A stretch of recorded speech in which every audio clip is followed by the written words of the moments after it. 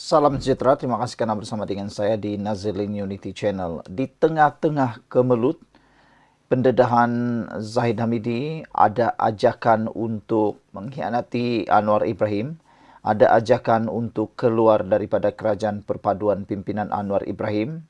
Ini pula berita yang menggemparkan diumumkan oleh UMNO di Malaysia.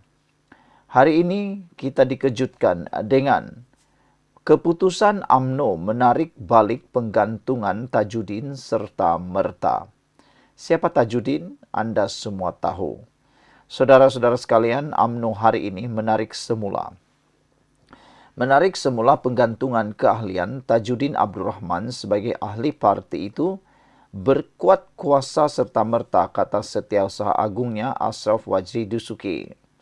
Selepas kejadian menarik semula penggantungan Tajudin secara serta-merta ini, kini mula timbul persoalan besar. Adakah dua pemimpin besar UMNO yang turut telah pun menerima tindakan disiplin daripada UMNO, yaitu Khairi Jamaluddin dan Shahrir Hamdan pun akan mendapat berita baik? Adakah UMNO akan umum juga penarikan semula tindakan disiplin terhadap Khairi Jamaluddin dan juga Shahrir Hamdan? Kalau itu berlaku, apa pendapat anda semua?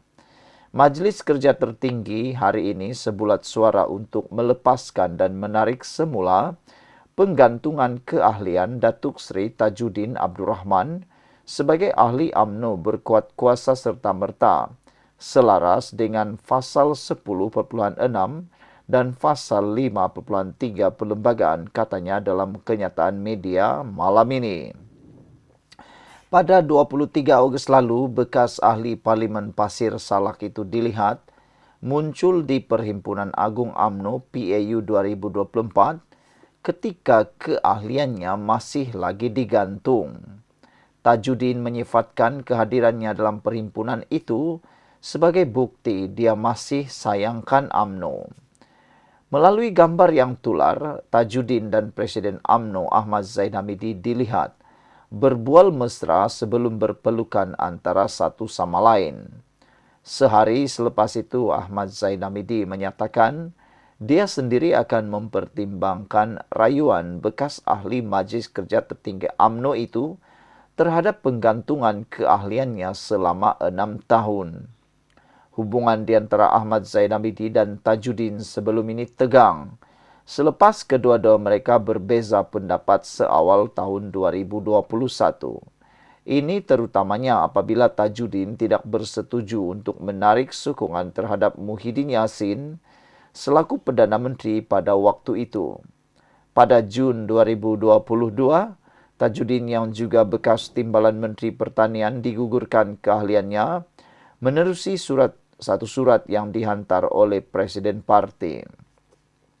Ahmad Zahid Hamidi memaklumkan Tajudin dipecat kerana mengkritik UMNO menerusi kenyataan, ucapan dan ceramah dalam mesyuarat tertutup yang dihadirinya. Saudara-saudara sekalian, apa pendapat anda tentang isu dan juga keputusan UMNO yang terkini ini? Iaitu sah menarik balik penggantungan Tajudin secara serta-merta. Dan juga, adakah dengan ini akan menjadi titik tolak, titik permulaan, langkah pertama untuk kita melihat penggantungan dan pemecatan ahli-ahli UMNO yang lain, nama-nama besar dalam UMNO yang lain, akan ditarik balik oleh UMNO. Sebenarnya amatlah baik kalau Khairi Jamaluddin dapat menyertai UMNO semula. Saya fikir apa yang akan berlaku ialah kalau KJ masuk semula dalam UMNO, pengaruh KJ akan mampu menghidupkan semula UMNO, khususnya para pengundi muda. KJ masih mempunyai potensi untuk menjadi Perdana Menteri satu hari nanti.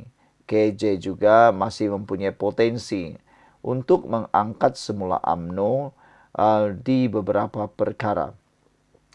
Saudara, sekian untuk kali ini. Jangan lupa tinggalkan komen anda untuk isu dan juga pendedahan panas ini. Kita jumpa lagi. Bye-bye. Salam sejahtera, terima kasih kerana bersama dengan saya di Nazilin Unity Channel. Dalang dalang kepada pujukan dan dalang yang menerima pujukan untuk membentuk kerajaan perpaduan yang baru, akhirnya diketahui itu persoalannya. Kata pemimpin-pemimpin daripada Perikatan Nasional, mereka tiada kaitan dengan gagasan yang mahu membentuk kerajaan baru itu. Itu penafian yang dibuat oleh Perikatan Nasional. Tiada kaitan dengan kami, pemimpin Perikatan Nasional menjawab dakwaan Zahid diajak tinggalkan kerajaan. Semalam Zahid Hamidi mendedahkan wujud usaha memujuk Barisan Nasional meninggalkan kerajaan perpaduan untuk membentuk kerajaan baru. Beberapa pemimpin Perikatan Nasional PN menafikan gabungan itu berunding dengan parti tertentu termasuk Barisan Nasional BN bagi membentuk jajaran baru kerajaan perpaduan. Ahli Majlis Pimpinan Perikatan Nasional Ronald Kiandi turut menolak bahawa gabungan itu mempunyai kaitan dengan dakwaan pengerusi BN Zahid Hamidi berhubung ada usaha memujuk BN meninggalkan kerajaan di takbir Anwar Ibrahim kini. Saya sebagai Naib Presiden Ahli Majlis Pimpinan Tertinggi MPT Bersatu dan Ahli Majlis Tertinggi PN, sepanjang pengetahuan saya, tiada sebarang keputusan dibuat kedua-duanya untuk berunding dengan mana-mana pihak mengenai jajaran baru, katanya lagi.